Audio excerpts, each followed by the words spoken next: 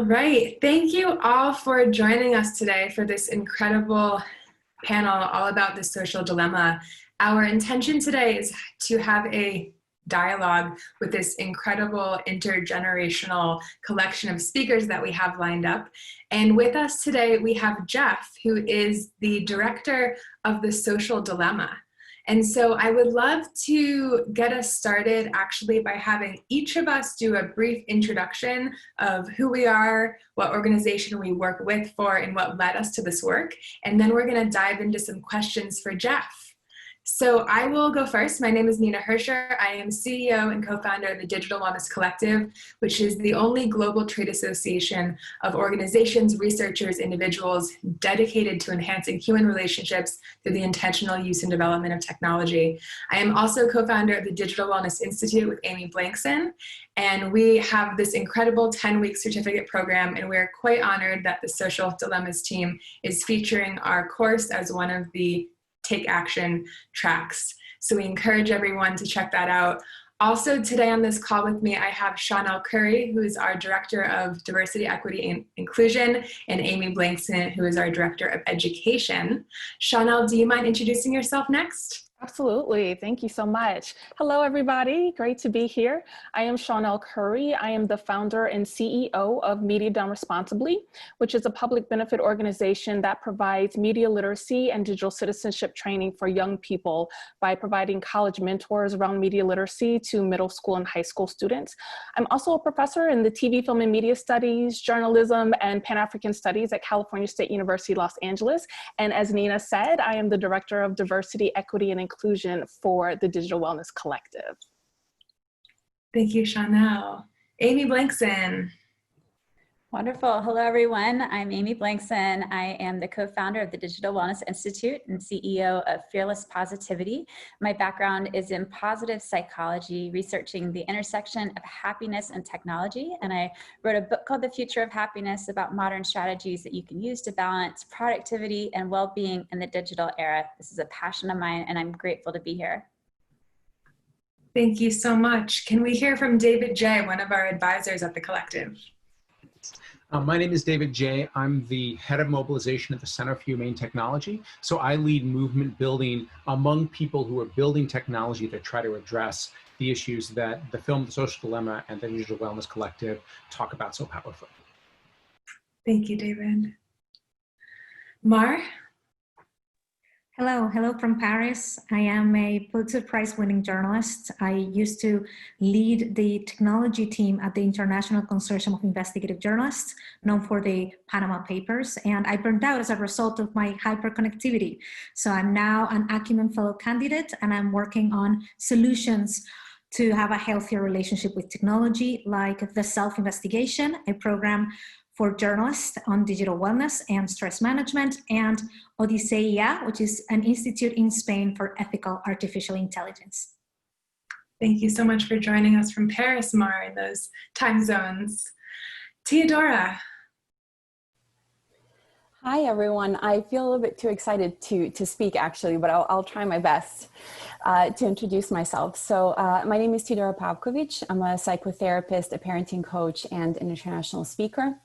And in my work, I focus on emotional intelligence, digital wellness, and parenting in the age of technology, and using emotional intelligence principles and positive psychology principles in order to inform our digital wellness and improve our relationship with technology and how to use it. And so needless to say, I'm beyond thrilled that this movie has been made. I'm so grateful for Jeff and what you've done with this movie. I'm incredibly grateful that David's here with us for everything the Center for Humane Tech has done. And I'm just always excited when we come together as a community to talk about all of these things. And again, I'm very grateful for this movie because I feel like people finally understand what it is that we keep going on and on and on and on about. So I'm very grateful, more so than anything else, really. So thank you, Nina. Thank you, Teodora. And wasn't there a conference that you launched this year as well? Yeah, see, too excited. I've forgotten everything already. Yes, the conference was called, thank you for bringing it up. The conference was called Humanitech, and it's nearly been 3 months that we had it. And some of our panelists tonight spoke there. So you spoke there, Nina, Jean did, Renee did as well, and contributed in such an incredible way of really diversifying the conversation around digital wellness and again, being a lot more inclusive and helping people kind of understand that this touches everybody. This is relevant for every single person, no matter where you are in the world. And again, I think this movie only helps to bring that point back. So yes, thank you for reminding me, Nina. Thank you, Tia. Jean Rogers. Thank you so much, Nina. Thank you for bringing us together this evening around this such important film, this really pivotal film. I'm very excited to be here as well. And I'm the director of the Children's Screen Time Action Network. We're a collaborative community, a coalition, if you will, of practitioners, educators, advocates, and parents who are working to reduce screen overuse in childhood and protect the immutables of childhood so that children may develop in a healthy way. And what brought me to this work is I had written a book, Kids Under Fire, which helps parents to empower children to make to be healthy consumers of screens as they grow. And then I came to work at Campaign for Commercial-Free Childhood, our home, in 2016. And we launched the network in 2017 because we felt like professionals, like all of us here, were feeling isolated and like we were working on an uphill battle to help families and to protect children. And now we've come together. We're over 1,200 members working together collaboratively and feeling as though there's hope, as this film has also made us feel. I'm happy to be here. Thanks. Thank you, Jean. Renee Cummings. Thank you, Nina. I'm Renee Cummings. I'm an AI ethicist. I'm also a criminologist and criminal psychologist and a therapeutic jurisprudence specialist. Much of my work in AI looks at risk, detecting a bias and discrimination in AI and managing those risks. I also work at the intersection of AI and diversity, equity, and inclusion. And when it comes to criminology and AI, my work looks at big data policing and surveillance and police oversight, accountability and transparency in policing. It's so great to be here. Fantastic panel. And Jeff, thank you for an extraordinary piece of history that you gave us in that documentary. Thank you both so much. And last but not least, we have a member of the LookUp.Live campaign here, Aliza. Can you please introduce yourself? Hi everyone, my name is Aliza Kopans and I am a high school senior from right outside of Boston. And I was raised in a relatively low-tech household, and as I got older, sort of adopted those values for myself. And last fall, I was lucky enough to spend my junior fall semester at the Mountain School, which is a semester school program in Vermont. And it was 4 months without my phone, and it was the first time since elementary school I had formed relationships with my peers without a screen in between us. And so it was quite a culture shock when I returned to my large suburban public school, and I really noticed the need for a change and a movement in youth to really prioritize human connection over digital connection. And this summer I was lucky enough to join Jean and Campaign for Commercial-Free Childhood as an intern and creating a resource from teens to parents about how we want to be approached regarding limits to screen times. And I am now on the Action Network's advisory board and as a youth member of LookUp.Live. And so I'm so thrilled and honored to be here tonight. It really is wonderful. Thank you so much, Aliza. And Jeff, I can introduce you briefly. So Jeff is the director, producer, and cinematographer of the award-winning films Chasing Coral and Chasing Ice. Chasing Coral received the U.S. Documentary Audience Award at Sundance 2017. And in Sundance 2012 was nominated for an Academy Award for Best Original Song. Both films were shortlisted for an Academy Award for Best Documentary, screened at Congress and the United Nations, and have garnered awards and accolades from film festivals around the globe. Jeff founded Exposure Labs, a production company here in Colorado, dedicated to the impact through film of this incredible work. His latest film, The Social Dilemma, had its world premiere at the 2020 Sundance Film Festival. Jeff, did I miss anything? That's way too much. But thank you so much, Nina, for this intro, and thank you for bringing everybody here together. It's so amazing to be here with all of you. I'm so excited to listen. I just want to like film all of you and make like another movie just with this group of people right here. I wanted to just share some thoughts about kind of the making of the film and the origin story behind all of it, just to provide some insights into what got me into this in the first place. I went to Stanford. I was class of 06 at Stanford, actually class of 07. I graduated a year late because I took a year off and had fun. But it was during my time at Stanford that I met a whole bunch of people that ended up working in tech. And that was the path that I was planning on going down. That's the path that I saw myself going down, and ended up pursuing this equal passion around film and photography and storytelling. And after graduating, after working on our past films, Chasing Ice and Chasing Coral, everything oddly just came back full circle with this project, where a bunch of friends from college started talking about the consequences of the technology that they had built and this entire infrastructure and this entire system that we saw. And I mean, I had friends at Google, Facebook, Twitter, like friends founding companies. I worked on starting companies with friends and tried to make a new news organization fresh out of college, all of these different things. But in 2017, I started hearing Tristan Harris, who's one of our main subjects in the film. And he and I started talking, and I started to understand, wait a second, like what exactly is going on here? And over a series of countless conversations, I started to actually recognize what he was describing, this systemic change that we've had to our entire civilization through this device that we keep in our pocket. And it just trickled and it morphed so slowly from its origin to where it is today. And I think it has been a frog in boiling water around like what shifts are happening to our society as a whole. It was through those conversations with Tristan and other friends from school and getting introduced to more people and meeting David, meeting others on out there working in this, that we started to put all the pieces together. And we were really trying to look to explain what's the root cause. All right, so we hear this phrase tech addiction, and we hear about this, and we hear about, okay, so things are happening in politics, but why? Like, why are all these different things happening? Is there one single explanation for all of it? And this, it basically was a multi-year intellectual challenge and journey to figure out how can we capture the story and how can we share it and make it accessible. So it took us, 2.5 years to make the film.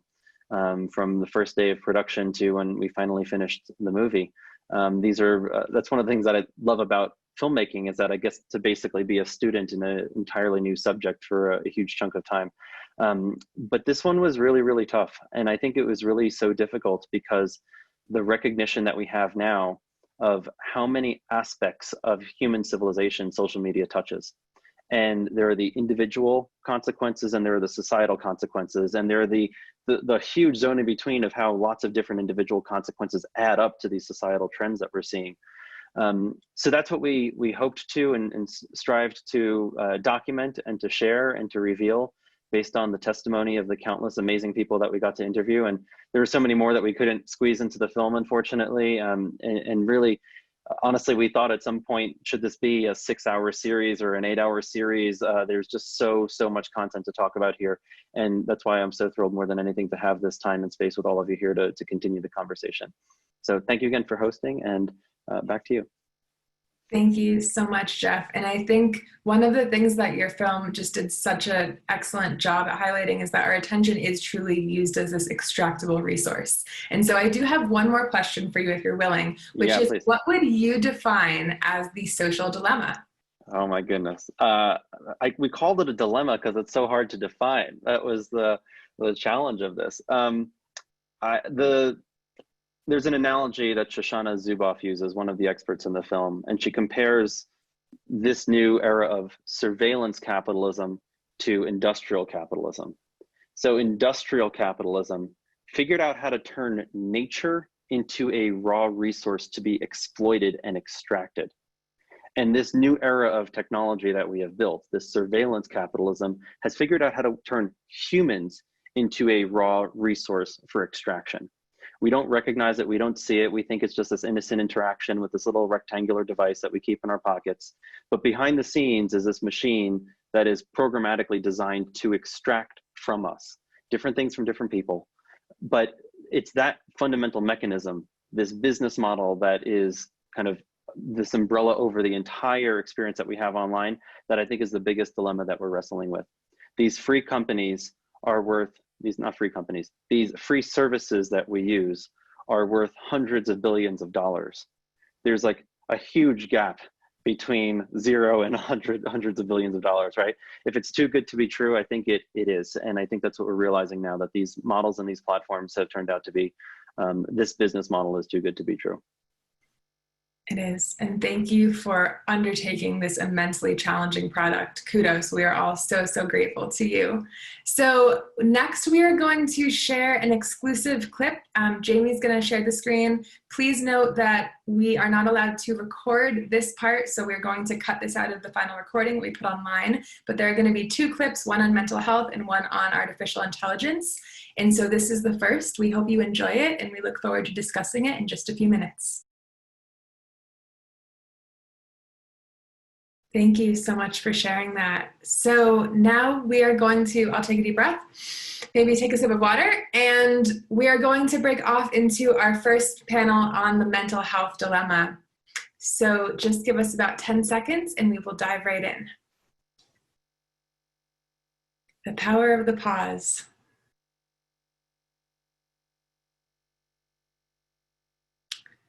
All right. I think we are about set. So that is one of the exclusive clips. We're going to have one more coming up. And we've gotten a lot of questions, but we have a few questions to just start us off with this group of incredible speakers. So one of the questions I would love to ask you all is, many experts in this clip are referencing brain development in the prefrontal cortex specifically. And so I want to hear from you, how is technology changing our brains, both for children and adults? Jean, would you be willing to kick us off? Sure, I would love to, Nina. Thank you. So the prefrontal cortex question, we know that 80% of brain development of human beings happens in the first 3 years of life. So in a way, it happens the way researchers call it serve and return. So these are critical interactions between caring adults and children that actually shape the architecture of their brain.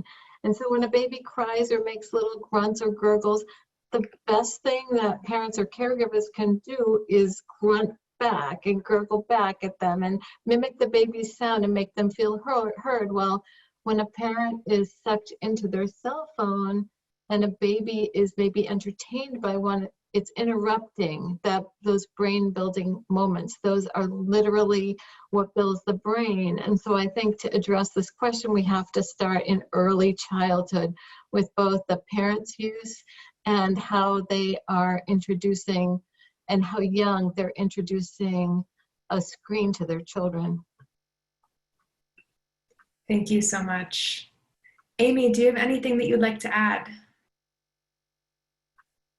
I think that as what we know from the research in positive psychology is that our brains are not fully formed and developed, as Jean said, until mid-20s. And so to really be able to think through rationally cause and effect and what sorts of implications of our decisions emerge from our behaviors on tech devices is really a tall order for our children.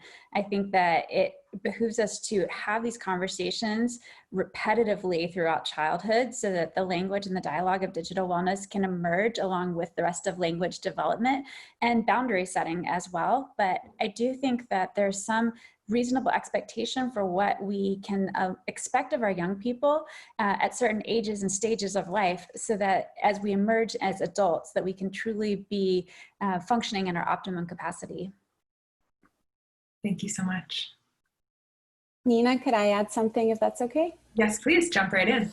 So I was just going to mention this finding that hasn't been around for too long called neuroplasticity. We assumed for a really long time that we're born with a kind of maximum number of brain cells, and then as we kind of grow in age, they just decrease a number, and that's it, that it was a kind of a fixed thing that we couldn't really kind of make any changes to our brain. And now we've known over the past few decades that that's not actually true, that our brain is incredibly malleable and that we can grow new nerve cells, which I think in a way is our greatest power, but it's also our Achilles heel. And I think the way technology impacts us shows that and illustrates it beautifully, because we're seeing how our behavior is changing depending on how we use tech. And it's mentioned in the movie a couple of times, which, you know, it's some of the scariest parts, these very tiny, gradual, kind of imperceptible changes. And Randy Fernando mentions it here in terms of instant gratification. That's probably one of,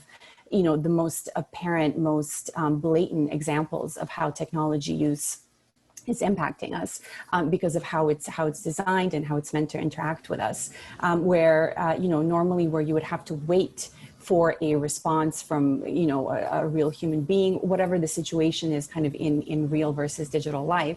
Online, you don't really have to wait for anything. And one of the ways in which I see this showing up is when I've attended some of these live events, say on Facebook via Zoom, inevitably something goes wrong, the tech starts breaking down. And this is, you know, an event full of adults. It takes a split second for the first person to comment and say, are they coming back? Has something gone wrong? Has the tech broken? I'm not sure if I should wait or should I go? And there's this kind of anxiety, again, which is mentioned in this clip, that we have around not knowing. We need that immediate little hit to let us know what's going to happen next. And of course, tech makes that incredibly easy to do. It absolutely does. And I think that part of what you're speaking to is that we are really becoming much more reactive versus responsive. And even for adults as well as children, you know, by having this kind of constant connectivity, we're not developing the introspection and the coping skills that we typically would have otherwise, that also lend themselves to resilience. Chanel.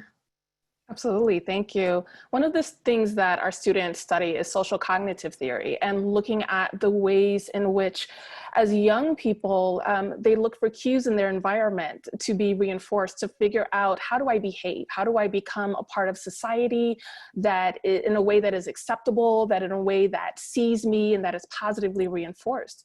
And so when they're constantly in this space of getting the likes and looking to see what is making more likes, what do people want to see when I post on social media, and what is being positively reinforced, they get into this addictive cycle that what I have seen and what I've heard from young people is that it reinforces this need to look a certain way, be a certain weight, be a certain shape, have a certain body image, be viewed and accepted by their peers in a particular way, which, as we all know, any of us who've gone through middle school, high school have experienced that anyway, and now it is just exponential. And so a lot of depression, a lot of social anxiety around that becomes a result. Thank you so much, Chanel. All right, well, we're getting a lot of questions, so I'm gonna move on to the next one, and I would actually love for Aliza to kick us off on this one. So how do we find the balance, that sweet spot between technology literacy and digital overuse? So this is a big question. I feel like it's one that comes up mostly first when people are thinking about, how do I find a balance that feels right for me? And I think it's different for everyone, but my big point here is that communication is just crucial. And so, as Amy was saying, having conversations with kids as they're developing, and having digital wellness just become a part of the language and a goal and something youth want to strive for as they're developing. And then I also feel like in teenagerhood, having conversations with your peers and saying areas in which you're struggling and places in where you've found it effective and the technology and digital world to be helpful, because it's there's the good and the bad to it. And so I feel like to acknowledge both, and then to speak about how we as individuals and then as communities can create positive interactions with the digital sphere. That is a beautiful sentiment. And I think that digital literacy and being introduced to different forms of technology is also highly personal. I remember so distinctly, I was presenting at a conference in Toronto, and there was a mother afterwards who said that she was just horrified that her child was taught to use a laptop without her consent in school. Almost, it had the same vibration of, for example, how a parent might want to teach their child about sex education. And it was just something that she held so personal and so close to her heart. And so I also think that there is an element of communication that must occur between the schools and the caregivers, because things are evolving so rapidly, and we do need to learn these skills, but we also need to ensure that we're at least inviting the different stakeholders in to be a part of that conversation. Would anybody else like to address this question? I would. One of the things that we have found in terms of finding that balance is not necessarily telling young people this is what you should do, or this is, you know, get off of your phone, all of those things that young people or people period will reject, but really starting from a point of self-awareness. And so having them start from a place of identifying what is your social media use? How often are you on your phone? A lot of times I find out that the students, before they even throw their leg over the side of the bed in the morning, they're on their phone to find out, what did I miss? What did I miss while I was sleeping, right? And so when they track their social media use throughout the week, I have them do it for a 7-day period, they're amazed. And so they become conscious then, how can I make conscious decisions about my usage? And I think once it becomes not someone externally telling you what to do, but an internal process, you take more ownership of it. They begin to understand the impact of it. And I say this for our young people because that's who I work with, but really for all of us, if we all sat down and did a diary of all of our social media usage, we would be amazed. And, but then that would allow us to take practical steps to make change. Absolutely.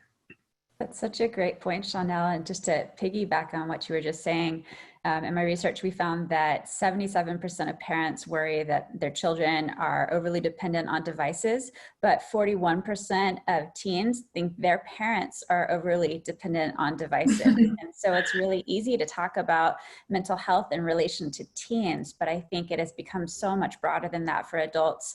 And one of my favorite stats from the last year is that 50% of Americans feel like they have to check their email after 11 p.m. at night because they're afraid they'll miss something or be held back by their employer. So I think we have to address this always on culture in a really broad perspective to think about there's different temptations for all of us, and let us not judge without looking inward, like you said, Chanel. Yes, and I think that this idea of having a kind of self-tracking routine, and especially a morning routine, is so critical, because by checking our email, our phone first thing, we're kind of pushing ourselves into that work mode versus, you know, taking that time to ground, to have a sense of clarity, to have our morning cup of tea or coffee. We give ourselves the opportunity to not just go into that fight or flight that's naturally happening, especially in the state of the world right now, which I think lends itself beautifully to our next question, which is, how much do you think the exponential rise in digital media use during the pandemic has contributed to our mental health crisis? And the one thing I will add to this is that what we are experiencing is a giant struggle with many people working from home, and the lines between home and the retreat world and the work world being blurred. And so many people are working longer hours and encountering a lot of different kind of challenges in that realm. Jean, I know we've actually held a few webinars on this, so do you mind kicking us off one more time? Sure. This is just an unprecedented time, as everyone is saying. At the network, we see parents who are despondent about this issue because there are no good answers. We've spent all these years training them to, reduce screen time at home, and now screens are in the home for school. And this often, the school screens are gamified, so some of the issues that were mentioned in the film are actually happening in the curriculum. So, but many school districts are deeming it unsafe to go to school. So parents are seeing more headaches, eye strain, sleep issues, as we've been talking about, as Amy mentioned, and definitely the balance is harder now. But the younger, I'm just going to take us back to the younger we start with that tech literacy, the more we see young people like Aliza who understand that they have a say in who they are, and that it's not only influencers that are shaping them, but they are shaping themselves in the world. And I think it's been increasingly difficult when everything's transitioned online to find that digital balance and to define what I want it to mean for myself. And so suddenly in a world where I could put my phone away for a day and I'll still see my friends in school and people at practice, it's no longer possible. And so social connection in school and internship, everything just becomes online. And so it's definitely been a struggle for myself and my peers to find ways where we can use technology in a valuable way, in a way that can actually promote social connection, but not get an overload. And it sort of feels like an impossible question, but then once again, just back to the communication, and I feel like intentional tech use. And one thing that I found really helpful for myself is just taking a deep breath before I open an app or before I turn on my phone or flip open my computer. And there's just that 3 seconds of reflection that makes me realize more often than not that I actually don't want to be on a device right then, and that I can find fulfillment in other ways. And while that is harder during COVID, I think still just those deep breaths and moments of reflection are crucial. That is extremely well said. Thank you so much. And Amy, I know that you are undergoing something that is entirely brand new to you, which is homeschooling your children. Would you mind sharing a little bit about what that's been like for you and how you've kind of optimized and adjusted that environment and process? Not sure if I've actually optimized or fully adjusted, but I am definitely trying. It's been quite a challenge working from home. Both my husband and I are full-time, and we are juggling trying to manage homeschool while watching the young people. I have a 13-year-old, 10-year-old, and 7-year-old try to manage being on Zoom for 3, 4, 5 hours a day with extracurriculars also on Zoom. And I see this glaze that'll come over their face from time to time. It's one I'm very familiar with when I've been sitting in front of a computer for too long. And it's one of those topics that I feel like is so crucial that we talk about coping and balance in an online offline world, is to recognize when we start to feel that tech irritation, that sense of I've overloaded and now I need to step back. And that point is different for each and every one of us. It's different by age, it's different by personality, it's different by different learning styles. And it's one of those things that I think we can do ourselves a really big favor by recognizing, where is my personal limit? Is it about 90 minutes? Is it 60 minutes? For my mother, who is a little bit on the older side, it's about 10 minutes before she freaks out and is done with technology.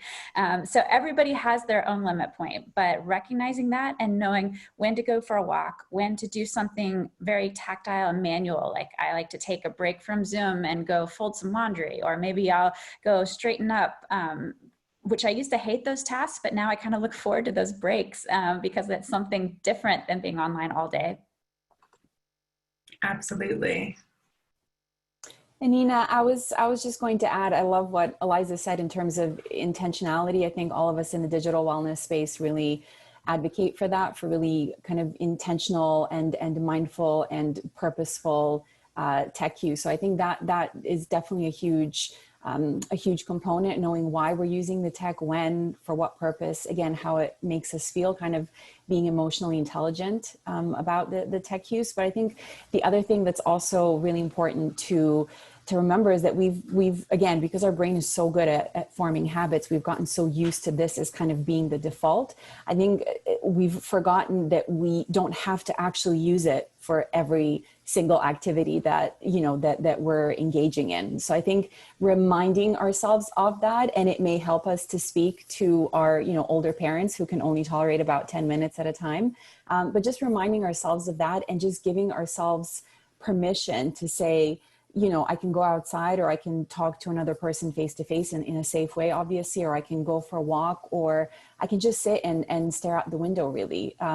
One of the best kind of tips that I myself took away from the Humanitech conference was something that a woman called Barbara Bijou shared with us. She's a kind of a wellness expert in her own right. She was talking about this microscope versus telescope vision. And I still think about that every single day. And it's been 3 months since she shared this idea with us, that while we're using our tech, we tend to mostly be in this kind of microscope, highly hyper-focused mode. And I think all of us are feeling it. You know, the number of comments in the chat popping up saying Zoom fatigue is real, screen fatigue is real. All it takes is really just to look up from the device. And even if you're sitting in a small apartment, just look around it. If you have a window that's there, look through that window, look outside, and just kind of remind yourself that the world is actually a lot bigger than just that screen that's in front of you. It is so much larger, and at the same time, our screens, plural, can be our worlds. I have some incredible colleagues who hold holistic workshops, and one of the kind of visualization techniques that we do is, if you have a kind of inner pilot light, so to speak, is doing any particular tech activity igniting that for you, or does it blow you out? Do you feel, you know, fueled, or do you feel fatigued? And that's another really, really great way to check in with yourself. And so we have 5 minutes left with this particular group. So we have one last question, and we'll try to take one from the audience. This incredible film definitely incites some urgency. And so my question to you all is, what are some concrete ways that viewers can channel their sense of urgency to take action after watching this film? A few kind of quick, concrete tips.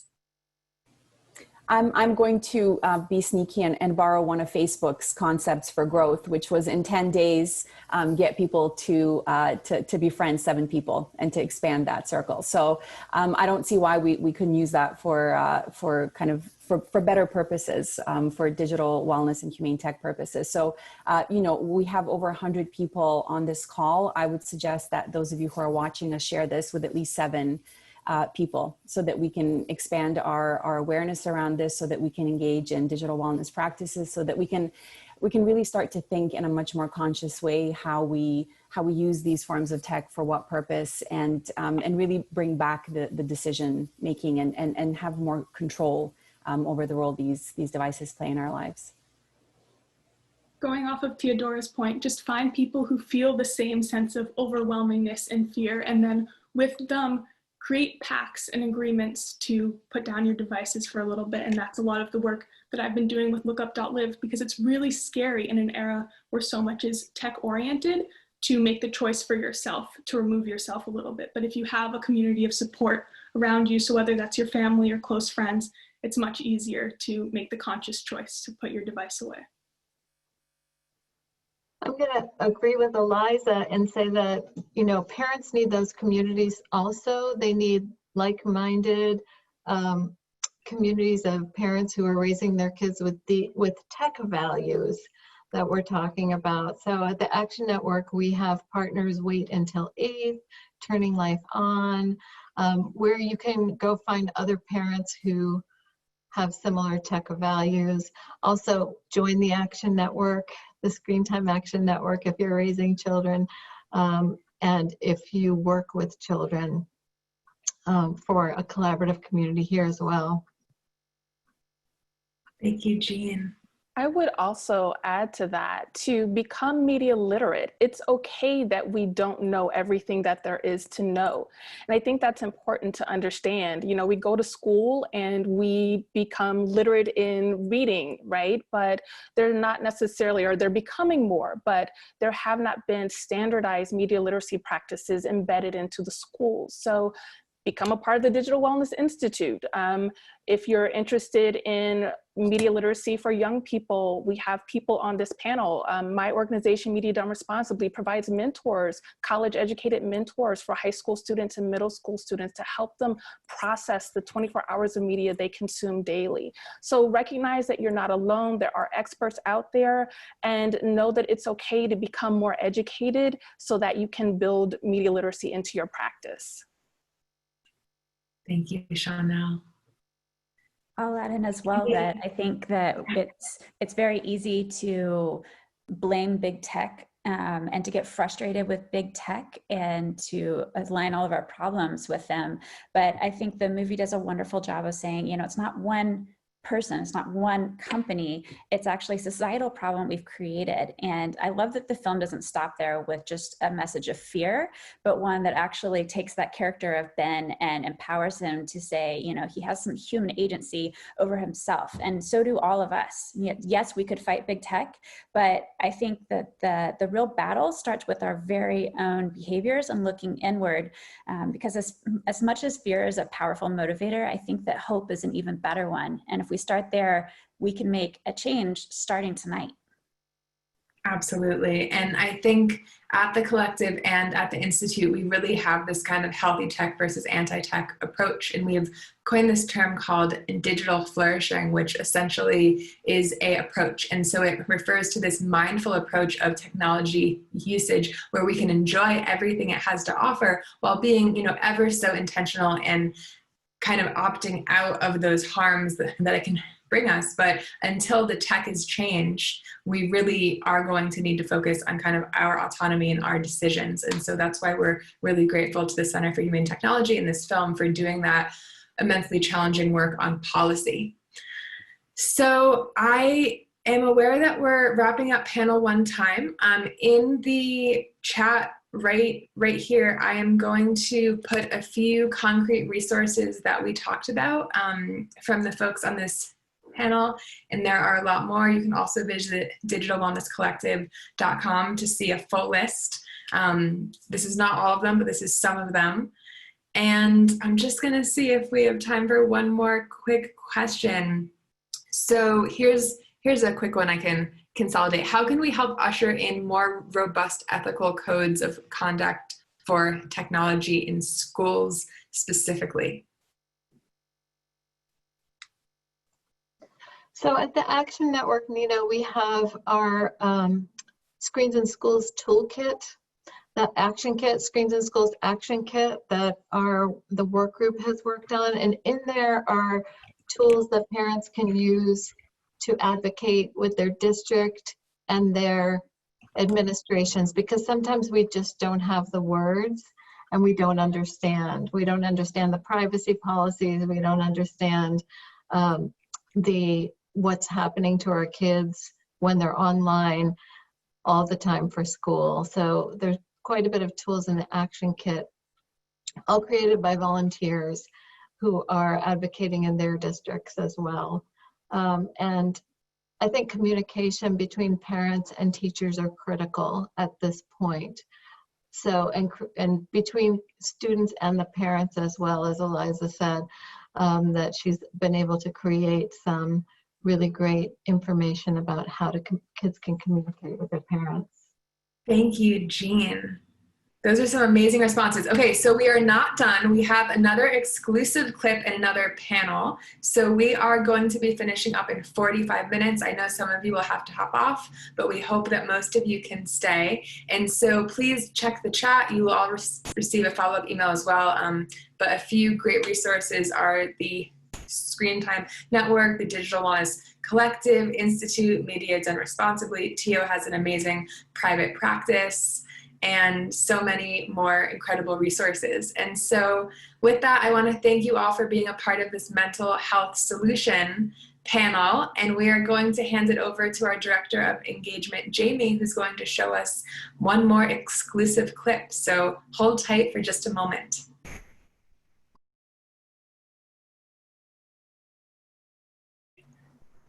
Wonderful. So that is another dilemma, and those 4 sectors are hugely informative. Wow. So I'm going to hand the mic over to our Director of Diversity, Equity, and Inclusion, Chanel Curry, and Jeff is also on this panel, so you'll be seeing him again in just a moment, and I will see you all when this wraps up at the end. Thanks so much. All right, wonderful. Thank you so much, Nina. I appreciate it. And I just want to echo wow, right? I saw a lot of wows in the chat. And as you said, wow, this is a really major issue. And as we get started, and I want to thank all of the panelists for being here. And thank you again, Jeff, for this film. As we get started, I kind of want to frame and couch this conversation in the 2020 that we're living in right now, where we are now in this space where we are very clear about a lot of the inequities in our society. We had the brutal murder of George Floyd that set off the largest global protest of Black Lives Matter that we've seen. We have had Breonna Taylor shooting. We've had Ahmaud Arbery that people have been protesting. Recently in LA, the sheriff's department shot 20 times Dijon Kazee for a bicycle violation. And so there's so much that is happening, and people are seeing this and seeing that this profiling is happening and going on. And so when I see this clip, I think this is a higher level of profiling. And so I want to kind of talk about these algorithms from this perspective. So in the clip, scholar Rashida Richardson and data analyst Kathy O'Neill indicate that the algorithms use historical data to predict future success. And people just assume that because it's an algorithm, it's computer-based, it's technology, it must be fair and objective. However, that's not the case. So my question for the panel is, what information is or is not being taught to the algorithm that would better account for bias and systemic racism in their predictive models?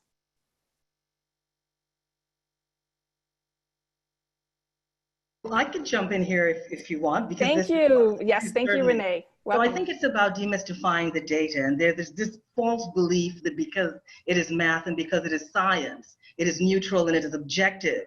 But one of the things that I always say that there is no raw data. There is nothing raw about data. Baked into the data would be the bias, the discrimination, a systemic racism, and all the prejudices that we have. The challenge is who's at the table when we're designing these algorithms. What we are seeing is that lack of diversity, equity, and inclusion are forcing us to accept these algorithms. What we're also seeing when it comes to a perspective of AI ethics is that these mistakes are always described as unintentional. But as I always say, they feel very intentional to the groups who are being alienated, marginalized, and disenfranchised because of these algorithms. So we've really got to rethink AI. We've got to rethink who's doing the design of these algorithms.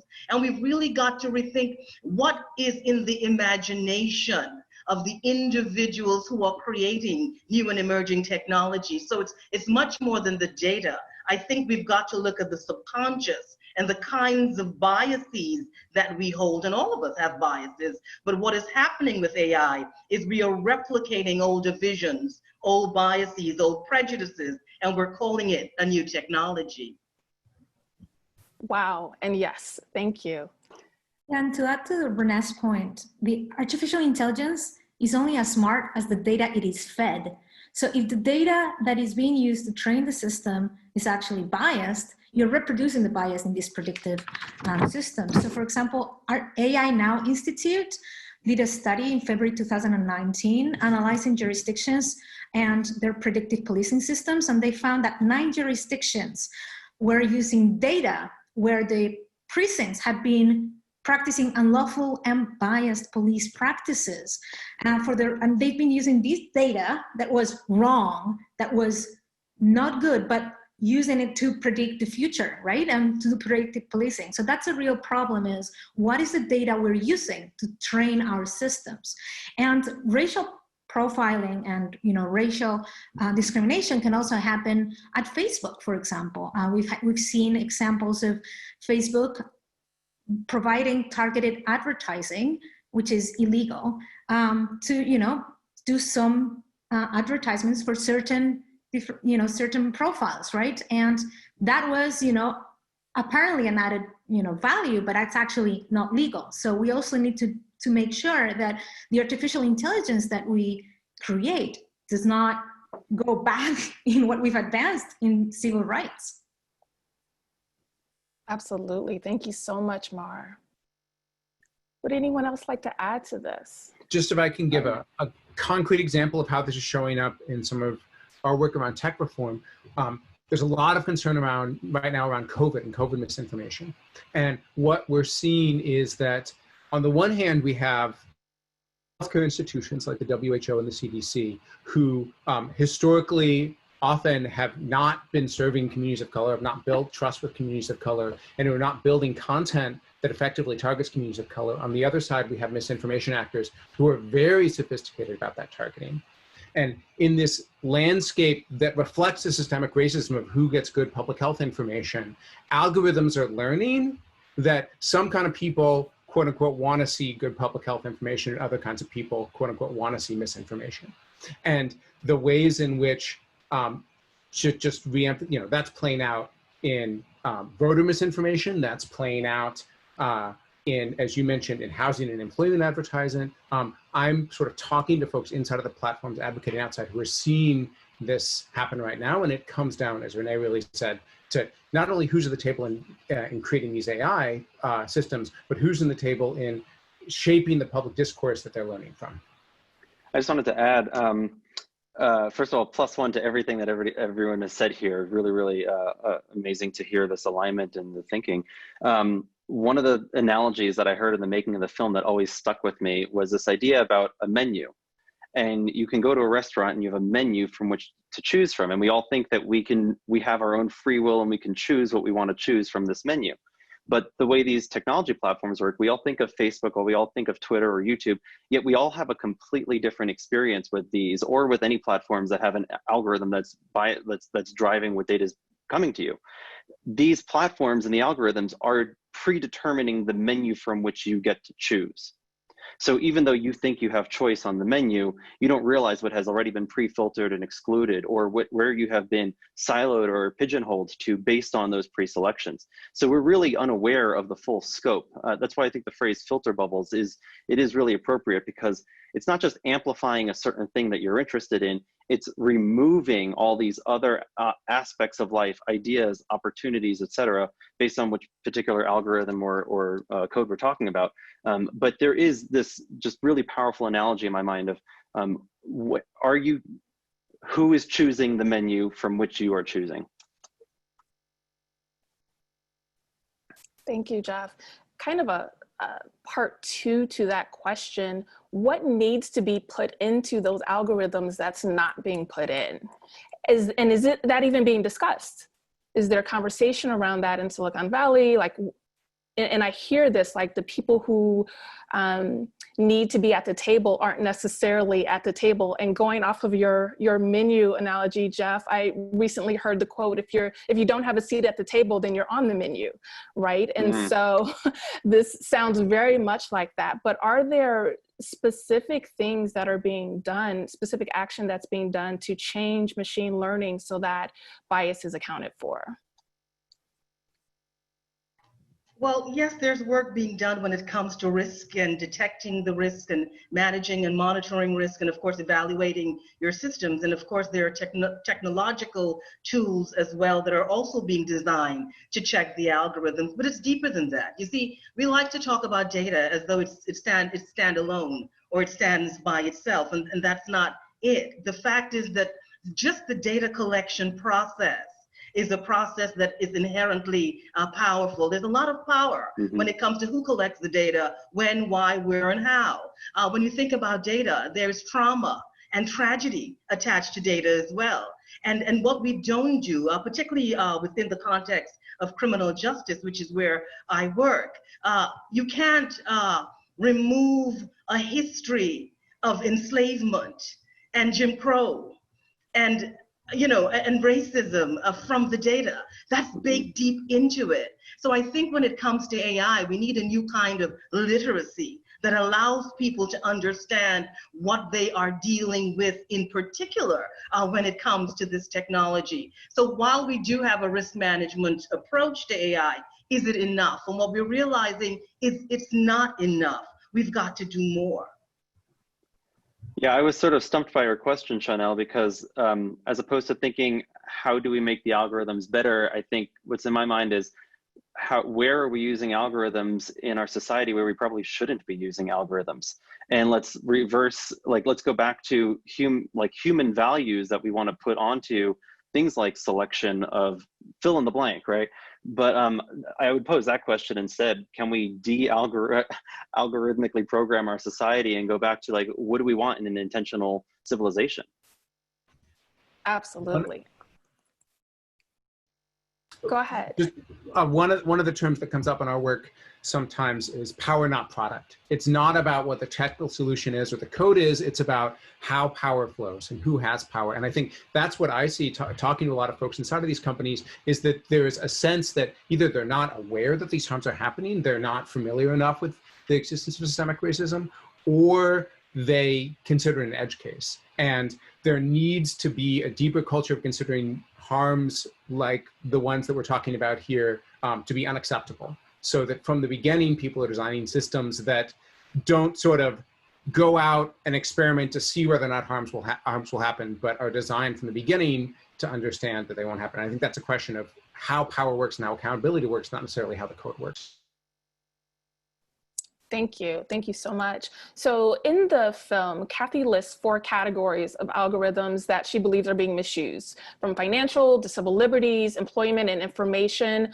And as I was listening, her description of the consequences of these reminded me of this kind of modern day eugenics project, right? We're going to cut out everyone who does not meet a particular standard to create this euphoria, this better society, I guess. And so again, looking at this idea of who has and who does not have, who has power and who does not have power. Can you give detail and context to the ways in which people are negatively influenced by algorithms in those categories? And I'm specifically wanting to say, what does this look like in the life of someone who is already disenfranchised, someone who might be profiled in the neighborhood already? So what does this look like for them? Well, certainly from a criminal justice perspective, if it is that you are hoping for parole, you may not get that because the algorithm is saying that you are not worthy of being released. If you're facing a magistrate or a judge, the algorithm says that you are going to reoffend based on whatever metrics are being used or whatever data points are being used. And we know that many data points become proxies for race. And it creates really a context where those opaque algorithms really frustrate due process in the criminal justice system. So while we do call for a new level of consciousness and diligence and vigilance when it comes to data, what we are seeing in the realm would be digital marginalization, digital victimization, digital profiling, digital redlining. So everything has become digital right now. And even when it comes to policing, when you're looking at the kinds of surveillance technology that's being used in already marginalized and disenfranchised communities, what we're seeing, and I'm sorry I'm in New York, so excuse the noise, but what we are seeing, and it's something that I've been speaking about a lot, when it comes to policing, when it comes to big data policing and algorithmic policing, we're creating a digital chokehold, exactly like the one that was used on George Floyd. But now we're using algorithms to do that. So we're seeing geofacing warrants, and we're seeing digital subpoenas. So it's happening. But the thing is, we don't know it's happening. And I keep saying to people, you could be arrested in a digital realm before you even know that in real time. So it's you know, the thing is, we just don't know how this is going to end. So you've got to be beyond cautious. You've really got to put measures in place. And we're hoping that AI ethics can do this. But again, some of the companies that have the greatest boards when it comes to AI ethics are the greatest offenders. Absolutely. Just to add to that, oh, go ahead, Mar. I was just going to say, you used a phrase there, Renee. I mean, these are opaque, right? The algorithms are opaque. Nobody has that. We can't see them. We can't dissect them. We don't understand. And yet there are private corporations in many cases that are controlling the outcomes of human lives. And we have no idea what's determining those decisions. There's just such an asymmetry of power. It is so out of balance. And I did just want to call out an amazing film called Coded Bias that was out this year at Sundance. And I would strongly encourage everybody to see that if you haven't seen that already. And it is available in different places online from a filmmaker named Shalini. But Coded Bias, check that one out as well. Yeah, to add some other like global examples, right now, as we speak, people are being racially profiled in countries like China using facial recognition. The New York Times did an amazing article and investigation on how China was using AI to racially profile this minority, Muslim minority. And in 1 month, they had 500,000 face scans. And this ethnic minority in China is sometimes being put in places similar to concentration camps. And we're talking about that in 2020. So it is very important to also see that in some countries where the liberties are not as respected as in some of our democracies, these technologies actually can have like very bad consequences for people in minorities. And I'm also concerned about misinformation. I think that right now we believe we are informed and we're not. And the film does a great job in explaining how misinformation is working and how it's spread out. Never in history we've been able to spread rumors and false information as fast and at scale like right now. And today, just out today, I don't know if you guys have seen an article on BuzzFeed News, an investigation on an internal memo from a former data scientist at Facebook. She says, and I'm quoting, "I found multiple blatant attempts by foreign national governments to abuse our platform on vast scales to mislead their own citizenry." And let me end up with a fact. In some of the things that she mentions in the memo, she and her team found 10.5 million fake reactions and fans from high-profile politicians in countries like Brazil and also in the 2018 US elections.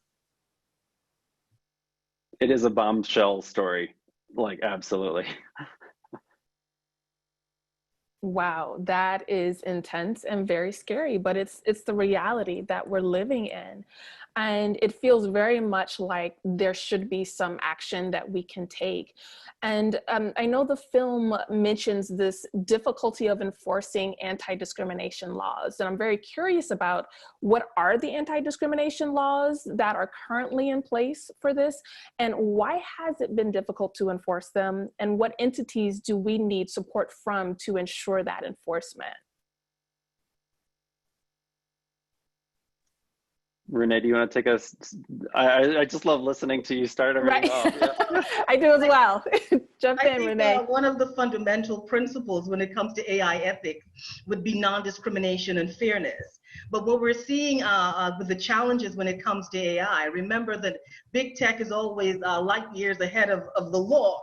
So the challenge would be all these loopholes that we're seeing in particular when it comes to sort of reconciling the law with technology. Of course, there's this big question about ethics versus regulations. And I think what's happening is that it's about the will. It really is about the will of the industry to do what is right. One of the basic things we say about AI ethics is it should do no harm. But I think what the film has shown us is the lack of transparency and the lack of accountability, and in particular, undue influence. We saw manipulation, exploitation, entrapment, even grooming. And when we think about that within the realm of child abuse and predatory behavior, it's really a form of abuse that's happening, but yet we really don't have, the law is just not there yet. I mean, there are a lot of universities right now and a lot of organizations that are looking at future law and future tech law, but do we have the will to do what is right? I think that's the question. Yeah. I want to share, there's so many nesting layers of this conversation because you have algorithms, you have social media, and you have an advertising business model, and this technology, it's not just like it's coming out of San Francisco and algorithms only exist in the Bay Area. The tech, this kind of tech is used everywhere now, right? It is not one industry in one place, and we're not talking about a handful of companies. But in this film, we really tried to focus on one slice of this very large surveillance capitalism and algorithmic manipulation conversation around the advertising business model. And if I could just share some thoughts on this particular frame, what makes this business model so successful? What is making it worth these hundreds of billions? It's the richest industry in the history of money. What they are selling is the ability to say to advertisers or anybody who wants to manipulate anyone that if you spend your money with us, it's going to go further than if you spend it elsewhere, right? That's basically their big sales pitch, that you can put money into a billboard, but then you're wasting your money on a bunch of unnecessary eyeballs. But if you come to us, you can get much more out of your money. And what this leads to is a logic of the structure of this of the whole system that points to this goal of, I want to advertise to one person. If I know exactly, so I know exactly what makes David tick, and I know exactly what I can sell to David. And I know I can't sell any of these things to him, but I can sell all these other things. And over the decade of interacting with David on the other side of his screen, like I'm the software and I'm collecting every single data point I possibly can about David, and I know what's going to make him tick or not. That is that's the goal in many ways of the advertising model. And when you think about what consequences come as a result of that, I've now just reinforced, oh, I know David likes this particular type of sneaker, so I'm just going to keep showing him this particular type of sneaker. Let's ignore these other types of shoes because they're irrelevant. And I'm using sneakers as a particular example, but this applies to practically or literally every vector of ideas or thought or engagement with any content on the internet, that it becomes more and more self-reinforcing over time. So bringing this back to the question you're posing, like these platforms, it's the line that Kathy uses in this clip that we just shared. Algorithms don't predict the future, they cause the future. This business model has incentivized this desire to be able to hyper-target an individual. And we're seeing this addictive process that is the glue that just keeps us on, that is churning out the tremendous wealth from these companies.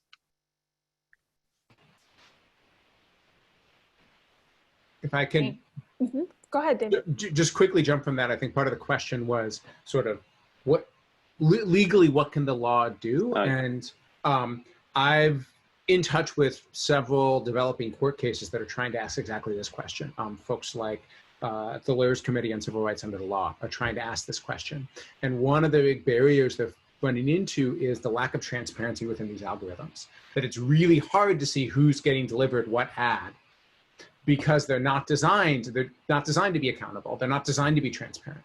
And so one thing that I would encourage people to consider if you're on this call is there's a number of folks, and the Common Cause is one of them, who are doing electoral poll monitoring, like basically virtual poll monitoring on social media to track voter suppression that's being targeted around the country in this electoral cycle.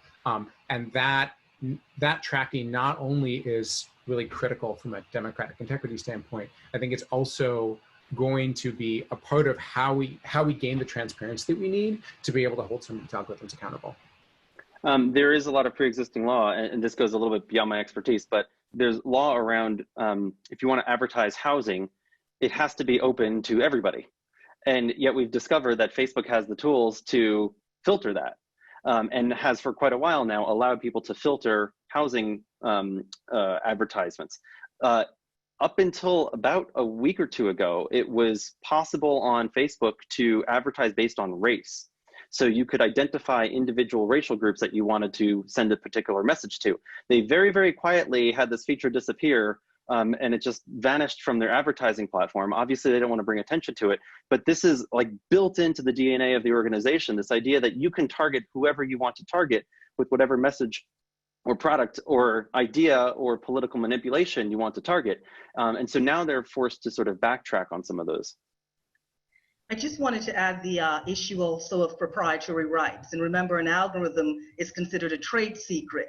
And with a trade secret, you really don't have access to why did that algorithm make that particular decision, hence the call for AI explainability. So that too is a challenge, because what we're seeing is those proprietary rights often coming in front of civil rights and human rights as well. And for those of us listening from Europe right now, actually Europe is living a very interesting moment because we're regulating what can we do with artificial intelligence. And the European Union just did a, I forgot the name in English, white paper to basically start legislation around it, and ethics and responsibility are core principles that the EU is trying to regulate on. So it's going to be interesting how, you know, what we do here in Europe, is it going to influence at all what what you guys do in the US or not? And so it's actually something interesting coming up. There's been like 1,200 responses from the public consultation. So we'll just have to see. And for those that are interested in things like what Jeff mentioned on Facebook, what has been happening on Facebook advertising, the work of The Markup, which is a great publication that has been pushing for this, is actually something I recommend following. And Protocol is another media organization that does great work around that. So if you want to keep informed, try to follow great sources. And I have to say, I'm a journalist. I recommend journalists doing this type of work also, because we're professionals who really spend time digging. And these two organizations are really doing great work on technology and tech policy and reform. Thank you so much, Mar. If you could drop that into the chat or drop some links, that would be fabulous. Thank you.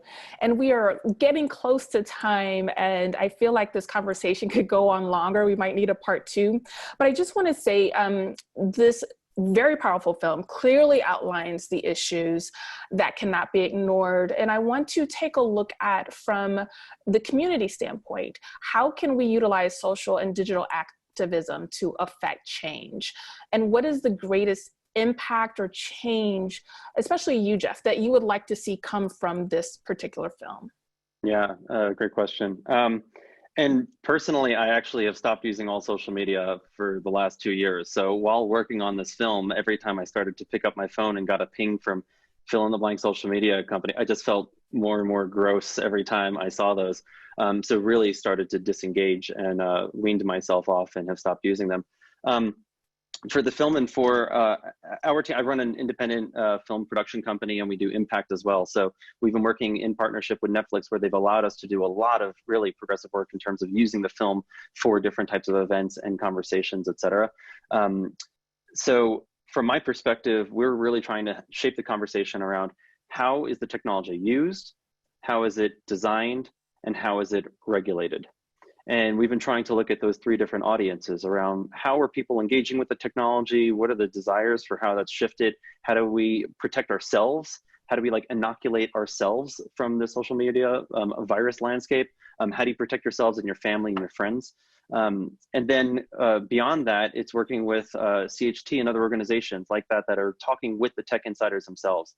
Let's have conversations with engineers and with designers around what does better and ethical technology look like? How can we shift it? I hear lots of stories of engineers wanting to and trying to, but they can't because of the systemic structure of their organization, because of the business model, because of the stock revenue, and all of these outside pressures, this fiduciary responsibility.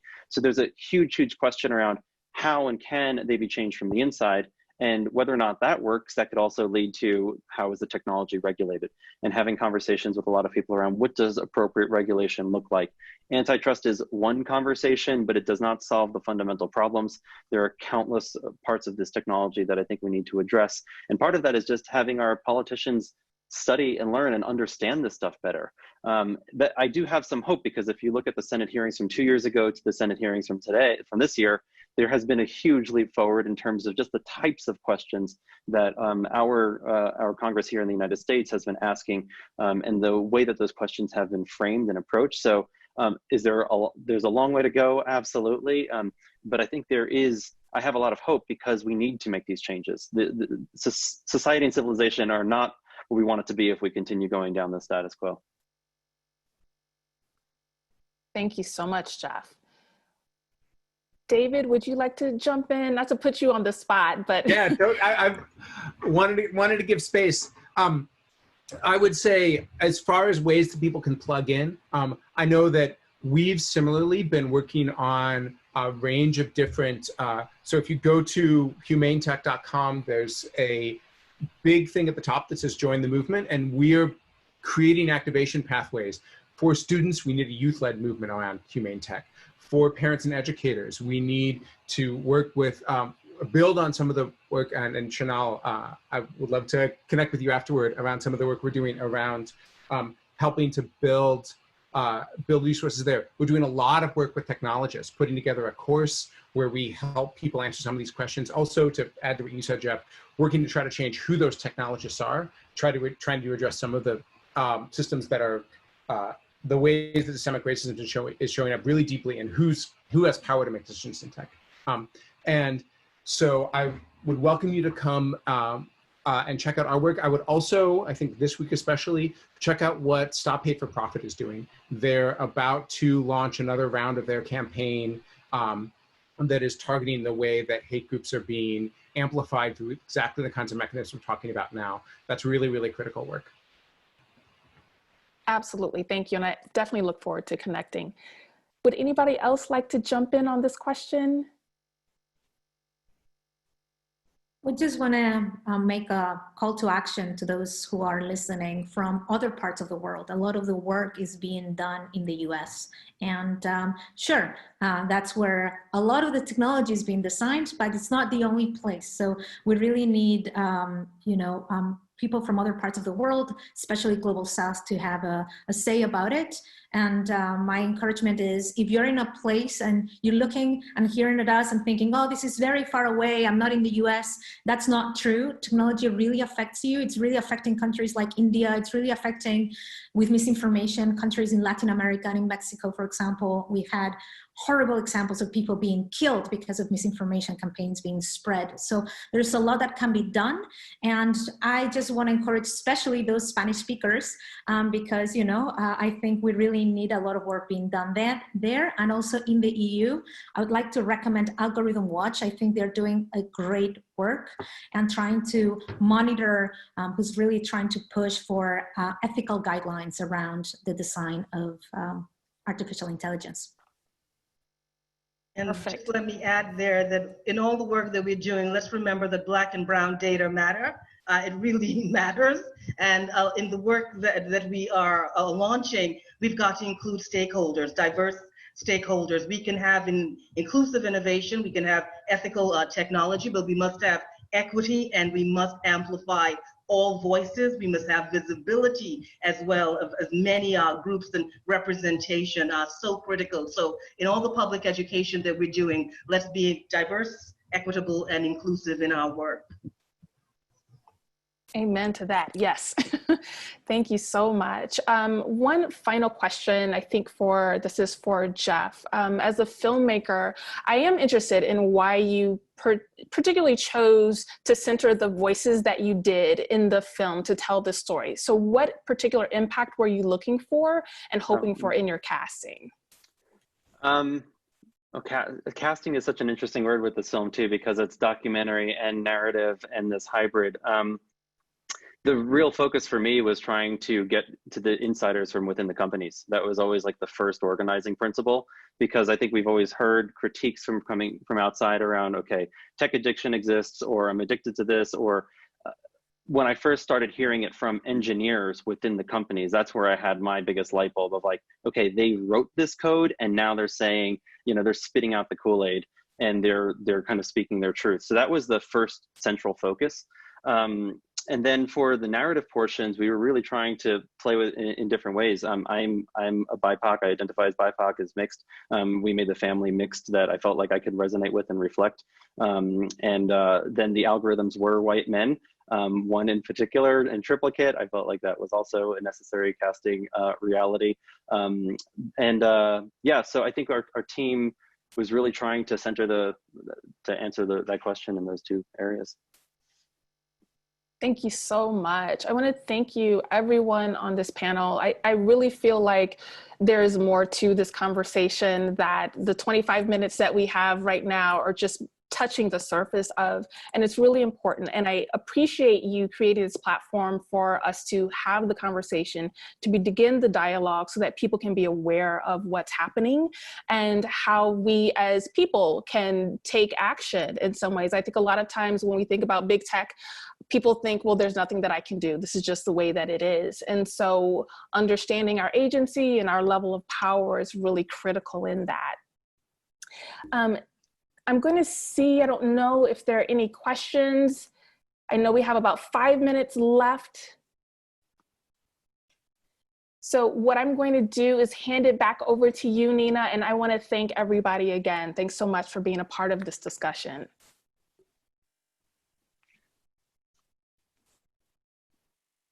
Thank you, Shauna. That was powerful. I think Jamie's just going to switch me back over here.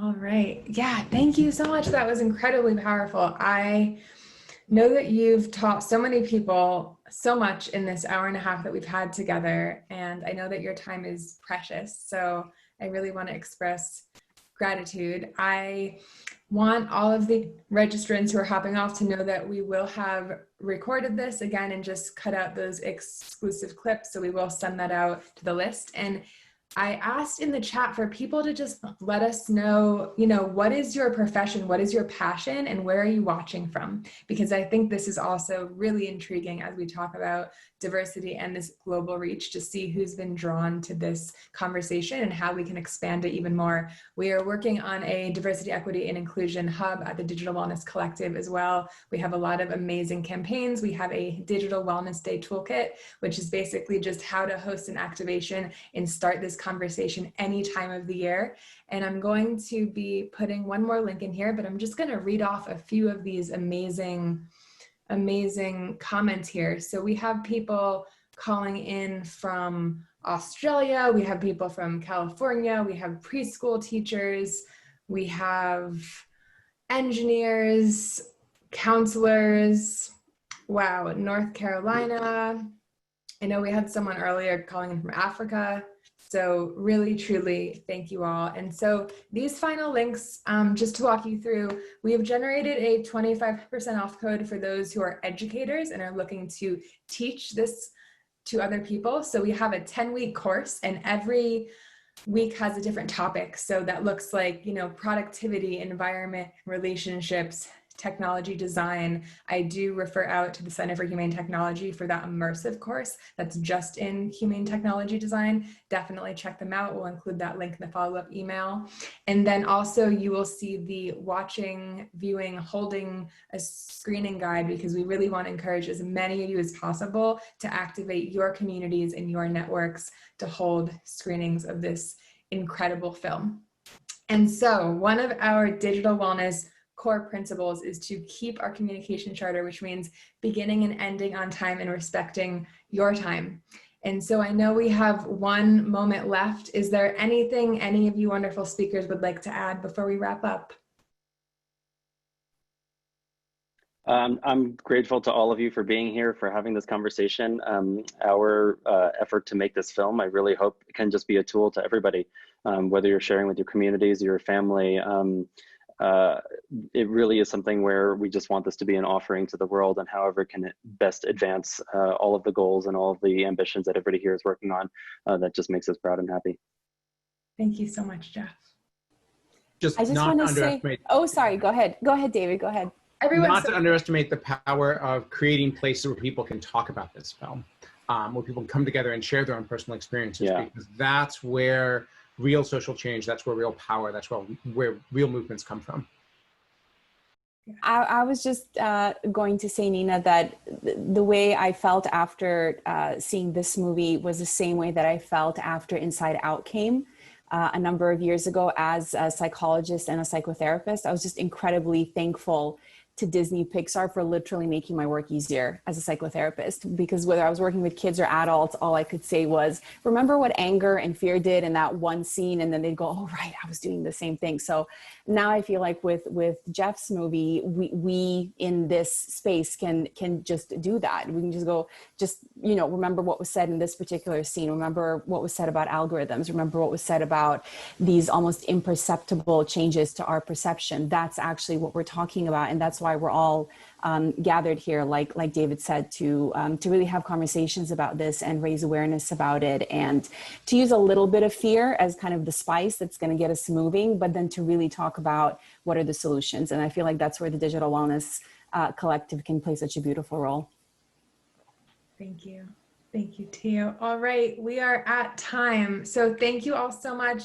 Please do keep in touch. We have another webinar coming up tomorrow for National Online Learning Day, so we can keep learning online and embracing this healthy tech environment. And as David so eloquently said, we really want to kind of create these safe spaces to have these conversations. So another great resource is called Living Room Conversations, and you can hold a talk with 3 people, with 10 people, but it's really just about creating that safe space to kind of activate these sometimes uncomfortable but necessary dialogues. So kudos to all of you for showing up, for your interest, and for all of the action that you take beyond this film and beyond this evening. So thank you guys again, and have an amazing night. Thank you. Thanks so much. Thank you all. Bye. Bye, everyone. Thank you, Nina. Thank Thanks, you, Jeff. everyone. Bye. Thank you, David. Thank you. Thanks, everybody.